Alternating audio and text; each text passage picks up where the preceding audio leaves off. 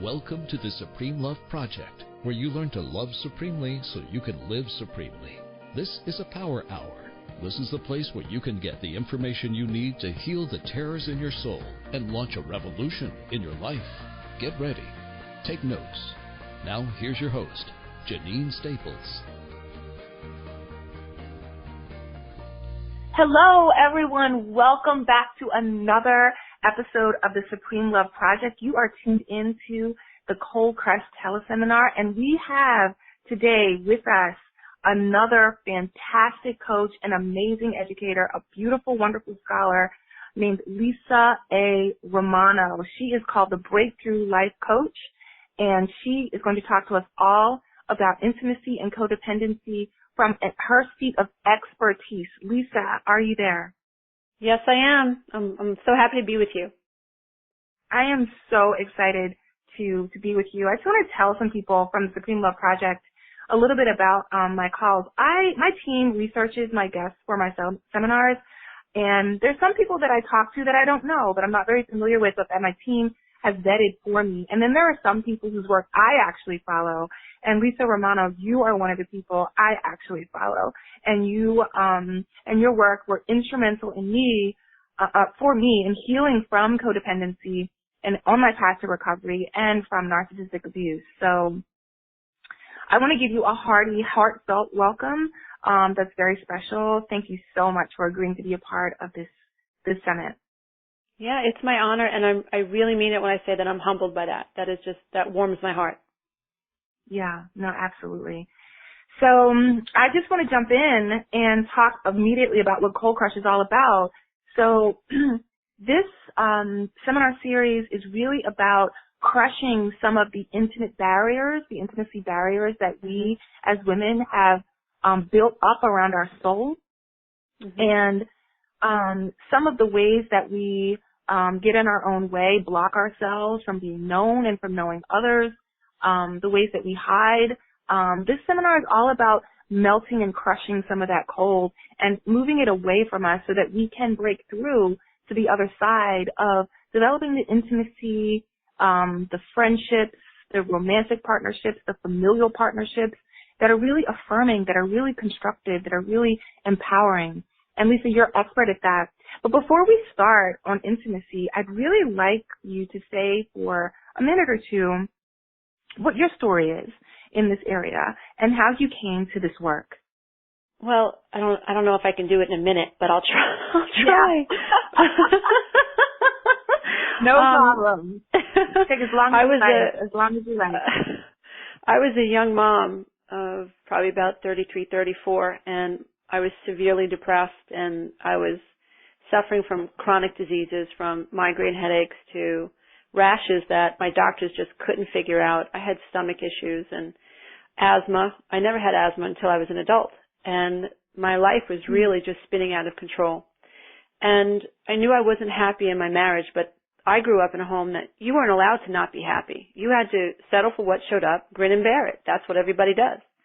And I remember, speaking to my husband and telling him that I wasn't happy, and he would say to me, well, if you're not happy, go to a therapist. That means you're crazy. You need help. And I thought, you know what? That's what I'm going to do. And I went and I talked to a therapist, and he said, why are you here? And I said, I'm here. I'm not happy. And he said, what would make you happy? And I went on about my husband and I don't get along, and my in-laws are like after me, and they're in my marriage, blah, blah, blah. And he said, I didn't ask you what made you unhappy. I asked you what would make you happy. And it was like a bow and arrow through my forehead, because I was like, wow, I don't know. I know what makes me unhappy, but I have no data for what makes me happy. And he said to me, well, I have good news, I have bad news. The good news is you're not crazy, but you are codependent. And he talked a little bit about my family. He said to me, is there any alcoholism in your family? And I said, well, my parents don't drink. And he looked at me very, very sternly, and he said, listen to my question. I didn't ask you if your parents drank. I asked you if there was any alcoholism in your family. And again, another bullseye, arrow to my head. And I thought, wait a minute, well, yes, both sets of my grandparents were alcoholics. Both my mother's brothers are alcoholics. And he said, so there's alcoholism in your family? I said, yes. And he says, that's a very different answer than no. I said, oh, okay, I understand. And then he said, well, Now I understand. You're depressed because you're codependent, and you're codependent because you were raised by unrecovered adult children of alcoholics. So essentially you were raised by alcoholics. And he blew my mind. And I remember feeling, you know, very topsy-turvy because there was a name for something that I had. I wasn't crazy, and he had identified in a matter of a 45-minute session that I had this dis-ease of spirit called codependency. And that's how I happened upon this work. I just ran with this idea of codependency. And I committed my life to it because I realized that when I understood that my parents had actually programmed me to be a codependent because they were codependent, I remember looking over at my 3 children thinking, oh my God, I'm doing it to them too. I didn't know I was doing it, but my way of relating to myself and my outer world and to other people is codependent. I've got to do something about this. And I decided, I made a vow to myself and to them that no matter what it took, I was going to figure out what this was and heal from it. I ultimately got a divorce and began writing my book, my first book, The Road Back to Me, which it details, you know, how I figured out that I was codependent and what I had to do to finally get divorced. And that's how I started. And after that, after the book was published, people started contacting me, will you talk to me? Can you coach me? And eventually that's what led me to where I am today. And it's been an amazing ride.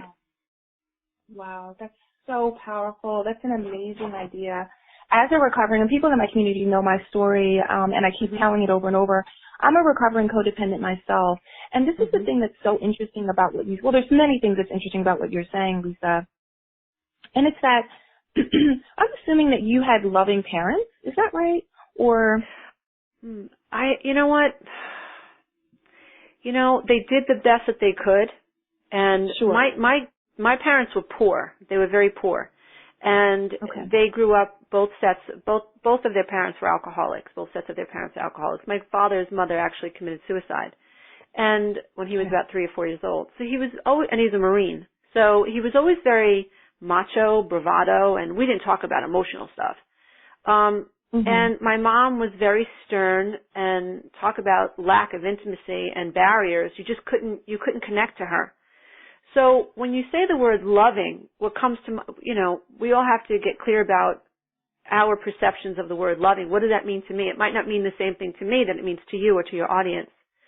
But when you ask me that question, I'm assuming that your parents were loving. They were not nurturing. They were not compassionate. They were not authentic. They were not warm. They were not attuned. But did they love us?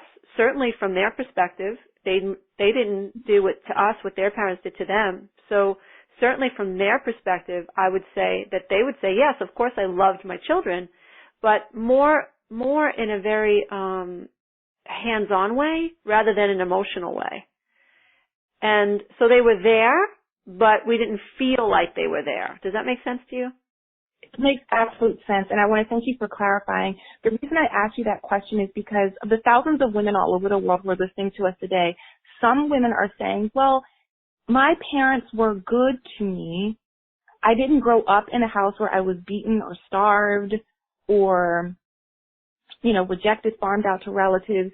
I think what I'm saying, Lisa, is that there are people who are coming into this community who are unhappy, just the way that you were back, you know, when you were an early mom. Who are feeling lost.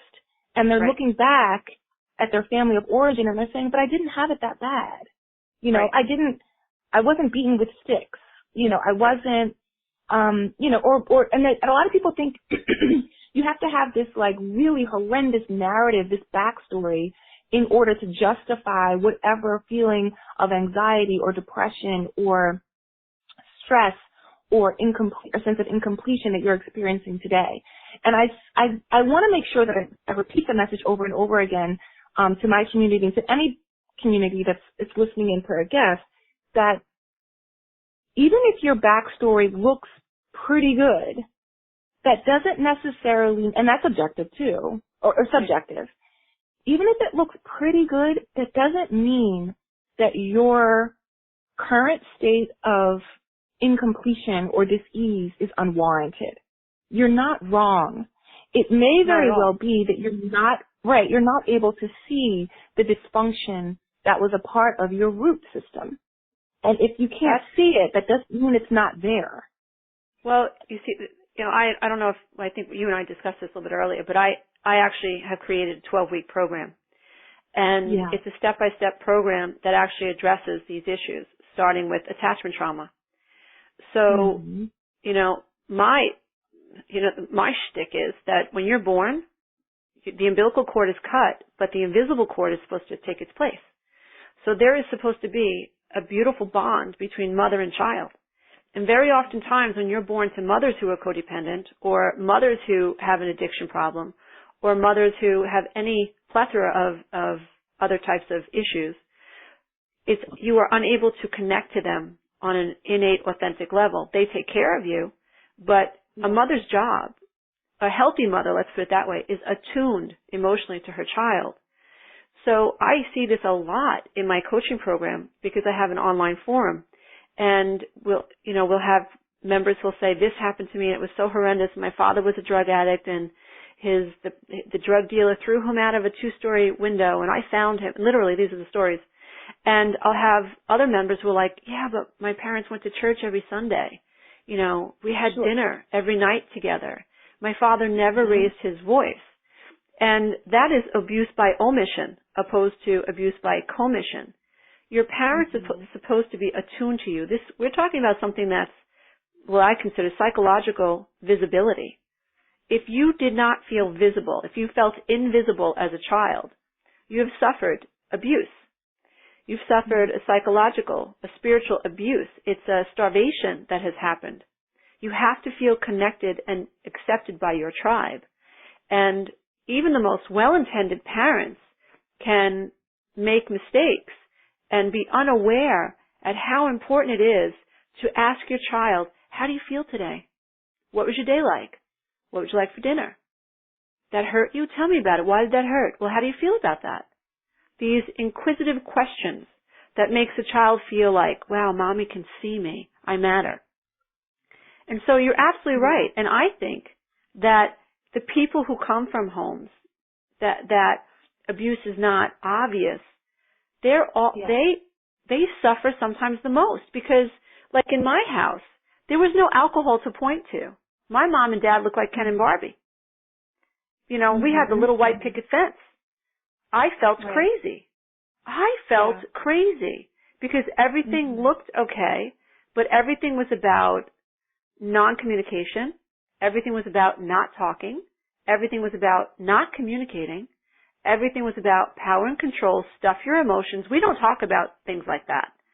And so that was a very uncomfortable existence because I had nothing to point to. I couldn't go to a school counselor and say, my mother burned cigarettes into my arms. Right. I couldn't go to a counselor and say, my daddy beats up my mommy, and that's why we're unhappy. I couldn't do that. I had nothing to point to. Right. That's devastating. Yeah. It is. And I advocate for all women, from all backgrounds. That's my stance. And I pay a particular attention to women who come from those spaces where the dysfunction is hard to qualify or quantify. Because those are the women who often feel the most guilt and shame, or not comparative. It's not the most. It's a sort of different, more complex level of guilt and shame and confusion about where they are and how they got there. Those are women who are often under-resourced, understudied, under-supported, because people might look at them and their family of origin and say, oh, you're fine. You just are, maybe you're just spoiled or, overindulged or, a little deluded. So I'm just going to go over here to the woman who's got, the dad who beat up mommy or the mom who burned cigarettes into her arms. You didn't have that experience? Oh, you're just a pampered princess. You'll be fine. I'm going over here. And I want to say that in the grander scheme of things, narcissistic abuse, and this is probably like the umbrella dilemma that has a lot of influence on what we're talking about. Narcissistic abuse has many different manifestations. And to ignore any of its effects is to disempower us as power brokers to healing and our path to healing. And I want to be totally agree with you. fully empowered. Yeah. I totally agree with you. And it's what a lot of people don't realize is that women who have very high thresholds for empathy, women who are highly, that feel for other people, they attract narcissists more than a woman who doesn't have as much empathy. And I feel like, women who come from these homes where they don't feel connected to and they feel ashamed. And it goes back to an attachment trauma. Why doesn't mommy look me in the eye? Or why doesn't mommy brush my hair nice? Or why doesn't mommy have any time for me? Or why doesn't daddy ever come? He says he's going to come to my play, but he never came. Daddy just keeps pushing me away. He's here, but he keeps pushing me away. So a child ends up feeling ashamed and not good enough because mommy and daddy have no time. And then as we get older and we, once in a while, perhaps we took a chance and we verbalized that, and then we're shamed again for verbalizing. How could you want more than what you had? Right. And so it's a double whammy. And then these young girls become young women and they're dating, and the minute they step out of the box and say, hey, I don't like the way you said you were going to call me at 7 and it's 10 o'clock. You just want too much. And then that begins to trigger the old wound of, I'm not good enough. Maybe he's right. Maybe I am expecting too much. Everyone told me my whole life that I just expected too much. And so here these women are with this programming that they're not enough. And then when they ask for more than what they've had, they're told that they have too much or they expect too much. And that becomes part of their personal narrative. I want too much. I expect too much. Right. And then when they dare go out of the box and stick up for themselves, they suffer extreme guilt and shame for wanting more than what they had. Yeah. And many women are over-medicated. Many women are drinking. Many women are engaging in, extramarital affairs when all they really want to do is feel love for who they are and feel like they're enough. And they're looking to compensate in a lot of the wrong places because they've been taught that they're not enough. Right. Right. And so feeling like you're not enough has so many consequences. That type of internal programming, that sense of inadequacy, I've struggled with that. I've developed through my work and my research a method for healing that. And it's interesting, Lisa, I'd like to talk about that because that's a big, huge intimacy barrier. The sense that you're not good enough. So why would anyone want you? Or the sense that you're not good enough so that you just need to take whatever comes along. Even if it's not a person that you feel proud to be with or feel comfortable with, if you feel like you're not good enough, that you are lacking in some sort of desirability, there is a lot that a person will accept and go along with or attempt to work with. So talk to us a little bit about the effects of that icy, I call it an ice thought. It's a thought that's built on ice. I'm not good enough. And it creates this boundary around us. So what are some of the roots of that and what are the effects of that and how can we turn it around? Well, I think for me, through all my work with codependency, I've learned to wholeheartedly believe that feeling not good enough goes back to some type of an attachment trauma. It is that we are social creatures. We have mirror neurons. We're supposed to feel like we're members of our own tribe. We're actually born seeking these bonds. And when we are unable, when our parents are narcissistic or they have some other type of issue, or they're just aloof, they thought that all they had to do was, pay the bills, clean the house, and feed you, and that their job was done. A lot of parents don't think there's anything wrong with that. They don't understand the emotional component. But when you feel not bonded to, you suffer from an attachment trauma. And I believe that what happens is over time is when that bond is not had, the being naturally assumes it's their fault. So a child needs to feel powerful over his or her environment. So what a child will do, in my humble opinion, is assume fault for why this bond cannot be had. It's my fault. Because mommy and daddy are God. There can be nothing wrong with mommy and daddy. Children don't know how to pin the tail on the donkey. They are the donkey. So it's my fault. So here we go with it's my fault that they don't love me. And so there's that wound, that initial traumatic wound. I'm not good enough. And the child then feels like they have to hide because the who of their being is simply not enough. And this becomes programmed. I mean, you know, up until the ages of 7 or 8, children in a trance-like state, the brain just accepts information. So when the child doesn't feel accepted, and the child then assumes responsibility for it, for not being accepted, and they feel guilty for it, that stays with them. So now they're 8, 9, and 10, and they're going into school, and they don't feel good enough. So maybe some children will act out as a way to protect themselves from not feeling good enough, and they'll act out, and they'll cause problems in school because they don't feel good enough. And that kind of, they feel like it's protecting them. They don't have to be soft around other people, and they never have to let anyone in.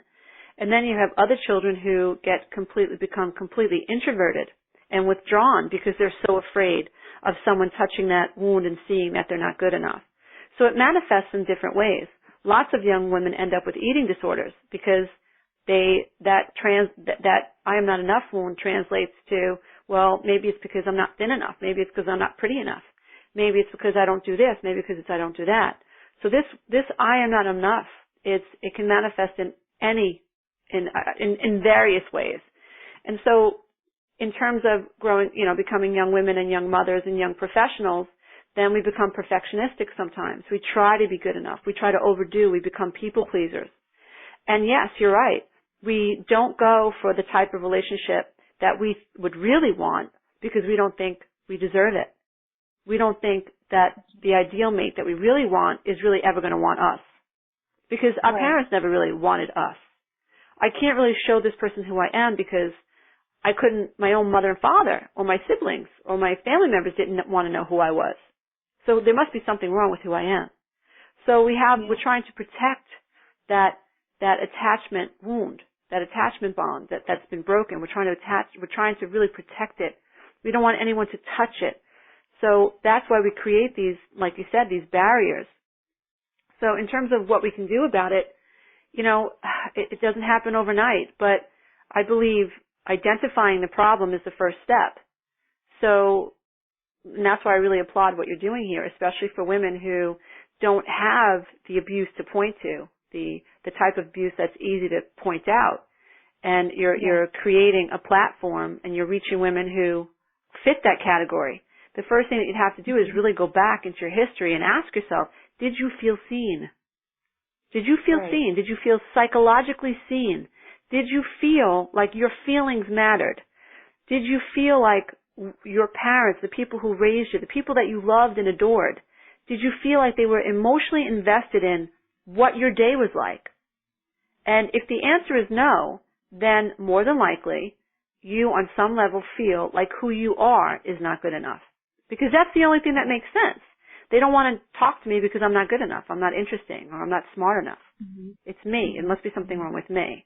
And so the first thing I would ask people to do is identify that. Did you feel seen? Did you feel psychologically seen? And if no, then understand that more than likely there's the I am not enough wound.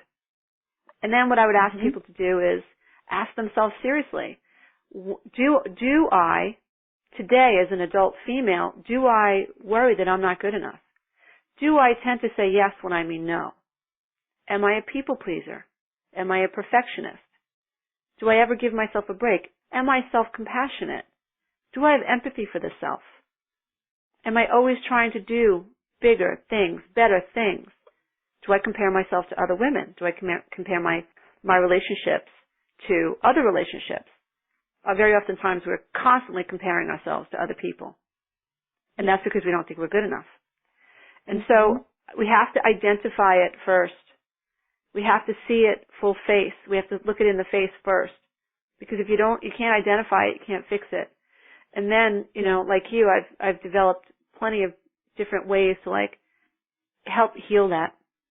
And, in a nutshell, what I suggest is that women begin giving themselves the type of compassion that they would want someone else to give them. So we have to be self-compassionate. We've got to talk to this inner child, this little girl that feels abandoned. We've got to nurture her first. You know, we've got to learn to be intimate with her first. We've got to tell her, I see you, and I know that you felt abandoned, and I'm sorry. It's not your fault. It's not your fault. You didn't fail. You have been failed. Yeah. And it's okay if you weren't abused like Mary Jane down the street. That's okay. That's not what this is about. Yeah. This is about your walk. How do you feel, dear one? How do you feel? How do you feel? What is your fear? And we have to speak to the inner child. Right, right. And you know, Lisa, what you're saying is so key. I've learned this lesson. You've learned this lesson. The people who are listening are learning the lesson or have already learned the lesson. And here's also something I want to add on to accompany what you're talking about. It's not only that we have to learn to talk to our inner child in order to reprogram our poor programming. We really do need a coach or and a support system to do that work. It very, thank you for co-sign. It is so unlikely that a person can do some of this deep work on her own that it's not even worth the try. It's a bad risk. It's just not worth it to try to do this on your own. And for women who, like me, you know, when I was in my 20s, now even my early 30s, I read books. I was in graduate school. I was learning how to be a scholar. I read theory. I read methodology. I read self-help. I read anthropology, psychology, sociology. And I thought that doing some of that thinking work was going to help me to do what you just described. And it didn't work. Right. All of my positive affirmations, all of my book learning, it only provided me with a foundation for rationalization that I did need help. It showed me that I was on the right track for looking for help, but it didn't give me the tools. Right. The actual practical steps, the guided meditations, the methods for practice, and also of like-minded women who were doing the same work so that I could get support. So that I could have fellowship and a guide and a guru, a vetted coach who had developed a system that was research-based, that was oriented towards step-by-step incremental healing. I didn't have it. I didn't have the tools. And so I continued to spiral out. I continued to devolve, even though I was reading a lot, even though I was saying a lot of positive affirmations over and over and over again. It didn't help. So I just want to encourage people, go ahead over to thesupremeloveproject.com, go to lisaromano.com. Lisa and I both have small group programs launching in 2017, and figure out who it is whom you learn best from, who you feel the most comfortable with, and sign up, because you're going to need the help and the support from a vetted coach and from a like-minded community to do what Lisa's describing. You know, this is part of my frustration when I was, back 15, 20 years ago when I started this work. I was so frustrated because there were plenty of books on the market describing what codependency was. But I'll be damned, I couldn't find anyone that showed me how to fix it, how to heal it. How to heal. That's right. They could identifying a problem is not the same as fixing the problem. It helps to identify it. But without steps, it's actually very frustrating. And, the program that I actually went back in my own recovery, and then I just blueprinted the steps that I took, and it's working because it's past, since March it's been out, and the recovery has been amazing. But I also, again, I go back to, that's not our fault. I have clients who are in therapy for 10, 20, 30 years. I'm not kidding. They've had all sorts of different types of medications thrown at them, and they feel like there's something wrong with them because they can't get well or they can't finally heal. I've coached psychologists. I still do, therapists, neuroscientists. And what I walk away from is this idea when it comes to science, science itself really doesn't appreciate, at least not anywhere that I can discover it, really doesn't appreciate the idea of a soul or an inner child or that type of language. And I think that we have to, for us to want to heal and just go take the route of, the cognitive route, it's not enough, because you've got the emotional side of you that has been wounded. And there's also biology involved. There are chemical reactions happen when a child gets wounded. When a child lives in a constant state of stress, the brain is affected. The amygdala gets affected. The hippocampus gets affected. Fight or flight, cortisol levels. So I think that we have to, and I believe that we're moving towards therapies that are more holistic, that are addressing biology and, the emotional aspects of human beings, spirituality, and most people call it spirituality, but then there are people who don't believe in the spirit. Okay, so then we talk about the energy body, because you're an energy body. We talk about your emotional body. But to not take into consideration the emotional side of a human being, and to not take into consideration that our framework was started before, in utero. Our brains were being downloaded in utero. That's right. So for us to go into therapy and talk about, the fact that our husband leaves the towel on the floor every morning, on the bathroom floor every morning, and we're pissed off and we feel like he doesn't see us, and, we're ready for divorce court because he keeps putting this towel. It's not about the towel. It's not about the towel. It's about what does that, when he fails to recognize how you feel about leaving his clothes or his dirty laundry on the floor, how does that make you feel? That makes you feel invisible. Yeah. Why does that bother you so much? Because there's a wound there that was created when you were a little girl that you were not allowed to express, that no one cared about, that no one allowed you to talk about, and it's still leaking. You're still bleeding from that wound, and that's why you want to get a divorce. That's why. So for us we really have to move in that direction, in terms of therapy, where, our childhoods, I've coached clients who said, I don't want to talk about my childhood. I'm like, well, I don't know if I can help you, because you are attracted to this. I had one client who was attracted to a narcissistic female for over 25 years, since college, and she was a carbon copy of his mother. She was a carbon copy of his mother who would not allow him to see his father, who told him day in and day out from the time he was 3 years old, your father wants nothing to do with you. And here he was, pining away for a woman for over 25 years who cheated on him when they were in college, married his best friend, cheated on him, and went on and on and on and on and on. And so I think moving forward, we absolutely have to appreciate what I labeled unconscious programming. I always say that's what I say. It's not you, it's your programming. That's right. There are, in my work, and I co-sign your work, I love meeting like-minded people, Lisa. And I feel so do I. It's so powerful, to meet scholars, educators, coaches like yourself who, show in their work an alignment that strengthens the methodology. So when you talk about, for example, programming, using the term programming, I use that same term in my work. And knowing that we're both in different tribes leading different movements, but this centricity and this overlap is so clear.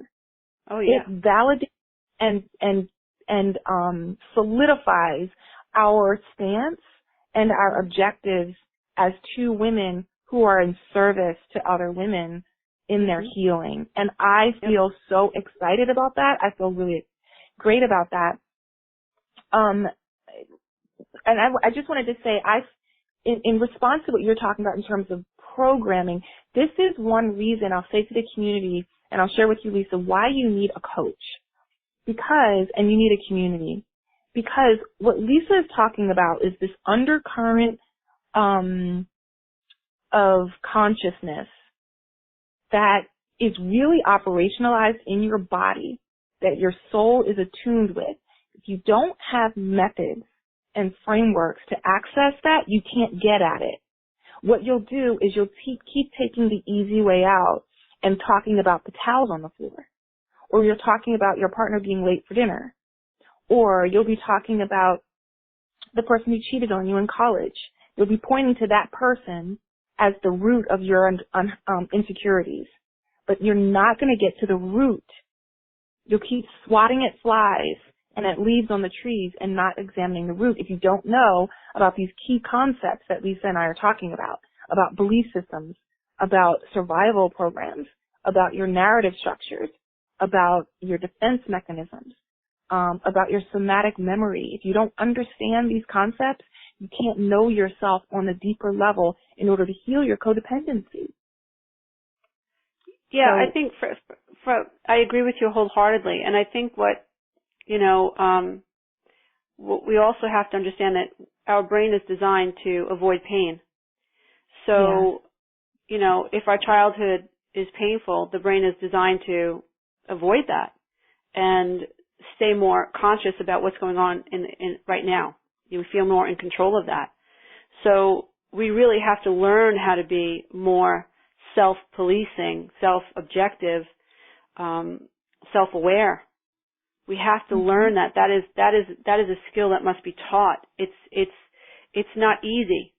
But if you're dealing with somebody who has walked this walk and whose job it is to stay outside and to observe you, then a guide can help observe you and help you see something that you were unable to see.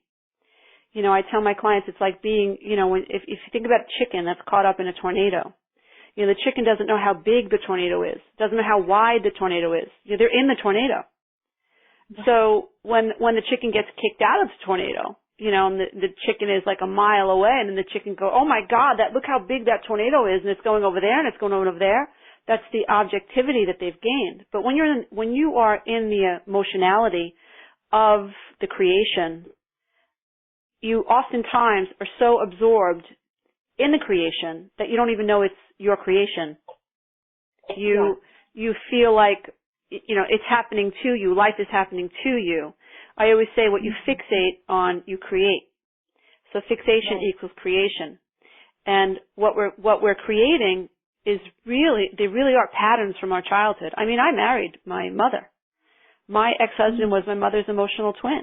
I chased his approval just like I chased her approval. He was passive-aggressive just as she was passive-aggressive. So here I was, like, trying to get the approval of this woman through my relationship with my husband, the energetic twin, trying to get that bond with that energetic twin to my mother. But I wasn't aware of that. And so working with someone who has successfully gone through this can help you see how big this tornado is, because they're outside the tornado. They've already been in the tornado. They've been kicked out of the tornado. They have successfully gotten themselves out of lots of tornadoes. So now they know what a tornado looks like. Yeah. So I agree with you. Yeah, it's something my dad used to say. He used to say you can't see the picture when you're in the frame. Yeah. Exactly. You can't see the picture when you're in the frame. Having perspective that is vetted, that is informed, is really what's going to help you. Okay, let's get down to some definitions, Sure. Lisa, because we talked about a lot, but I really want to define codependency, like a simple definition, and I also want to define intimacy. I want our guests to understand what they mean. What is codependency? What does it mean? And what is intimacy? What does that mean? So codependency to me means that I need validation outside of myself. I am seeking the approval of others outside of myself. I am codependent on something outside of myself for a sense of self.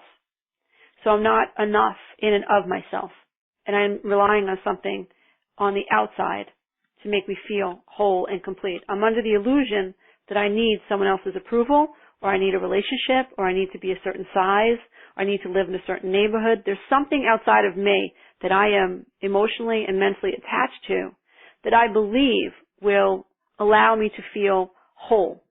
So it's codependent attachment to something outside of ourselves for a sense of self. Right. Got it. I agree. And when you're inside of codependency, I'll just say this, when you're inside of codependency, that can seem like such a rational way of being. It's very difficult for a codependent to imagine not having that framework for living.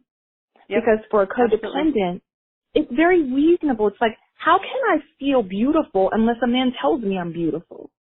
Yep. How can I feel strong and intelligent if I don't have anyone telling me I'm strong and intelligent, admiring my strength, admiring my intelligence. I can't possibly feel good unless someone tells me I am good.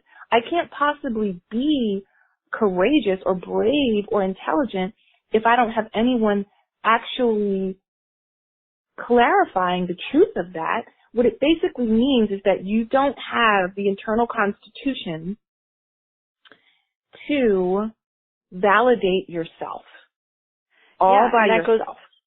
Now, this is the thing, and we're not crazy because we're codependent.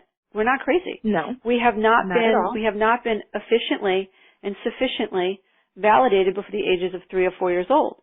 By the time a child is 3 or 4, a parent should have been able to help that child feel valid and psychologically seen. But unfortunately, so oftentimes, parents miss the mark. Not intentionally, but they miss the mark. And our children are insecure, and so they've never received, those mirror neurons have never been turned on to, wow, I have a self and I matter. So if a child, is lucky enough to have parents who understand that it's their job to make them feel seen, especially before the ages of 3 and 4, then this child will naturally feel connected to some sense of self. But when that doesn't happen, women, men, we never stop looking for that sense of validation outside of ourselves. So that's why a woman will present and say, well, I don't know if I'm beautiful unless he says so. That's very true. But that sense of being beautiful, just because you are, not because you're drop dead gorgeous according to today's standards, that's all programming anyway, also. Yes. But if that hasn't happened, then it's actually natural for a person's psyche to seek that validation outside of self. And this is why it's so important, again, to identify that as a problem. Once you identify that as a problem, you increase your chances of being able to fix it and correct it. Yeah. And it's really slick. It's very slippery. I want to go back into this really quickly before we run out of time. But this is the thing. I tell women in my community, and I've said it on my website, I say it again and again in interviews, I was raised by a group of really dynamic, loving, doting women. Matriarchs run rampant in my family. Marriage is long in my family. And what I realized that I got in my programming is that without a man, I don't exist. I'm not even real. I'm not whole without a man. And so it was lost on me for so long. And it's like, okay, I got a degree. Great. When are you getting married? Okay. I got a great car. I got a house on my own. Great. When are you going to get a family then? Okay. I'm traveling the world. Really? By yourself? With your girlfriends? What about a man? Where's your boyfriend? Okay. I'm, starting a business. Oh gosh, no man's ever going to want you. You're too independent. What are you going to do? So there's all this constant messaging, and I internalized that belief. So I went so hard after a relationship. I was a serial monogamist while being a codependent, and I couldn't figure out what was happening with my programming. I felt very attractive because I was getting lots of great feedback that said I was attractive. I was being pursued by men all the time. I was being claimed by men all the time. But I didn't have the internal constitution, and I could have gotten married 1,000 times, and I'll eventually do that thing and do that partnering, but I realized that I felt a sense of dependency and despair at the thought or idea of being left or abandoned or rejected, and it wasn't necessarily because I was so in love with the person I was with. It was because my programming told me chemically, emotionally, physically, that I might die without a partner. And that's not good enough. That I would disappear. Not good enough. And then that means you were not good enough. No matter what you achieved, you still weren't quite good enough because you didn't get that. Good enough. That's right. So now let's talk about intimacy. Let's define that. What is intimacy? What does it mean? What does it look like? How do we get it? Intimacy to me means that I am able to show up my authentic self. And even if I'm afraid to reveal my authentic self, I know that I can still have power and know that I am enough. Even if someone else doesn't think so, I can still love myself. So intimacy to me is the ability to be able to be truly authentic with yourself and hopefully eventually with other people. But I don't believe that you can be intimate with anyone unless you're first intimate with the self. And that, entails being able to be self-compassionate, self-understanding, forgiving, loving, nurturing, accepting. So the more loving that we are for the inner child of the self, the more accepting we are, the more compassionate, the more, empathetic we are to the self, the more intimacy we can have for the self, the more loving we are, the more comfortable we are in our own skin. And the more comfortable you are in your own skin, the less codependent you are, and the less dependent you are on someone else. So that's when you're in a position to be able to have conversations that are really, really authentic. And that's how we develop intimacy. And then what we do is we discern whether or not the people that we're spending time with are worthy, are worthy of our authentic self. Yeah. Novel concept. Yeah. Yes. And if they are not worthy of us sharing ourselves, we pick ourselves up in our authenticity and we move on. We turn the cheek and we walk away until we're able to have conversations and dinners and dates and relationships and conversations with people who have the ability to be authentic with us too, and who are going to be able to validate and respect our authenticity. But to me, intimacy means that I'm able to be myself and I'm okay. Even if you don't think I'm okay, I'm still okay. You want to be authentic with the self first. Yeah. And so it's beautiful, Lisa. Thank you so much for that. And that's about going into those deep parts, doing what I call deep excavation of the soul, and up-leveling the wounded parts, looking at who you are and claiming that part of who you are and not judging that part of who you are, and then being able to talk completely with comfort and ease to that part of yourself and about that part of yourself with other people, like full acceptance. And that is something that needs to be learned. When you're codependent, there's really no frame of reference for self-acceptance. No. It has to be learned. No, because it has to be learned. Because you're not good enough. And don't forget all the fears that are associated with revealing yourself. When you're codependent, you crave to be seen, but you also fear being seen. So you want this man to see you, but you're afraid to let him know you. So, you're making sure that you pose just perfectly on the bed, and you make sure you get up and you put your makeup on before he gets out of bed. And, we jump through hoops to try to be good enough for this person, but yet we say we want intimacy. That's not being intimate. We're trying to be good enough. And if you're still trying to be good enough, you're not being intimate, because the message to yourself that you're sending yourself is, I'm not good enough. Right. And so we have to be able to heal that I am not good enough. And before we attempt at having, relationships with other people, I really think it's of the utmost importance to really pay attention and to make sure and do what we can to be more intimate with the self, to heal those wounds. We have to understand also that the brain is designed to avoid pain. So it's not our fault that our brain doesn't want to remember that grandma hit us over the head with a frozen piece of meat when we were 3 years old. Brain doesn't want to remember that. The brain doesn't want to tap into that pain. Or the brain doesn't want to remember that your brother called you fat when you were 6 years old, and how that made you feel. The brain is designed to avoid that. And that's why, again, I have to mimic what you're saying. It does really help to have a community of people who have walked that path, or at least a coach. Someone who has said, I understand what that feels like, and I can support you. And how did it feel to be that child? What did that feel like? It's okay. Now, can you honor that? Can you honor that? Well, let's try to honor that. Let's let that come up in you. Let's let it surface. So it's a sacred journey. It's so beautiful. It is. And this is lifelong work that if you start, it can change your life in a day. It can change, at least your perspective gets changed in a day if you start the work. And the process of changing your life happens very assuredly when you commit to this type of deep work. It really, really, really can. And it will. Yeah, and Well, and you have to invest in you have to invest in yourself. You have to, the more you invest in yourself, the more other people will be willing to invest in you as well. To me, life is a mirror. So if people aren't investing in me, then the question I ask myself is, am I investing in myself?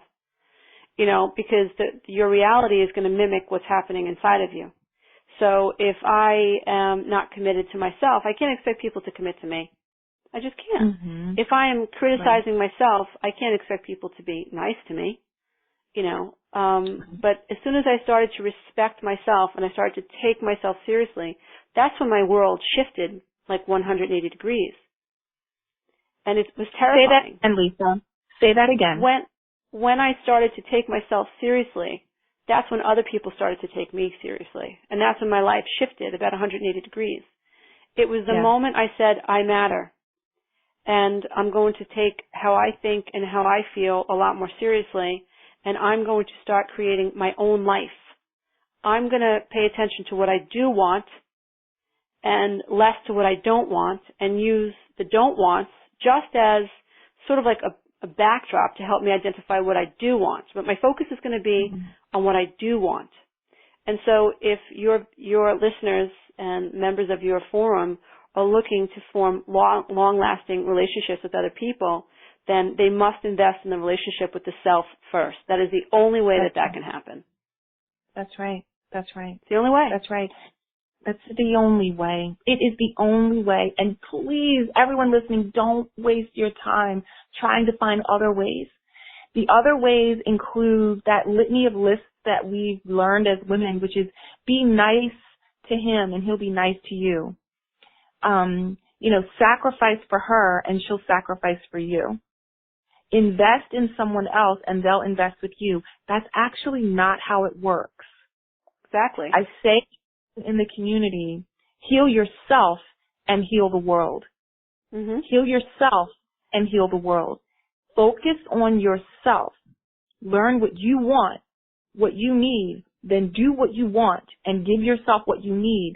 And the other people around you will excel in their level of respect and clarity about your strength and your agility. No one will get clear about your worth and your strength by having you grovel or chase them. But we must also, we have to be, very realistic, because when codependent women start setting boundaries, people get pissed off. Oh, and Mary. when codependents start saying, no, I'm not doing that, I'm not watching your dog, or I'm not babysitting your children, or, whatever it is that they've been, doing as a people pleaser, when they start saying no, people get really pissy. And that's when they need the most support. That is a critical time. And if you can get someone who is feeling pushed around by another person because they set a boundary, if you can get them the right support just at that time and get them to hold on, you can get them to the other side. But when you first start setting boundaries as a codependent and you start rocking that boat, everyone that you've attracted into your life that thinks you're there for them is going to get really, really angry. Yeah. And my life has changed quite a bit in the last 5 or 6 years as I have healed codependency, and I am now in recovery from codependency. Some of my close friends have fallen away. And it was something that it was another space of grief that I had to enter into, and I had to choose myself despite it. With people, at least 2 people that I thought I would grow old with as friends. My closest friends, but because I changed, because I evolved, and because I wasn't responding to them the same way anymore, I wasn't validating some of their codependent and narcissistic ways. I entered into another space of what I could have called abandonment. In my past days as a codependent, I would have called it abandonment, but now I call it release. It was a release. And so, that's another way. That's another reason you need a coach, because when you heal from codependency, your life will change. Yes.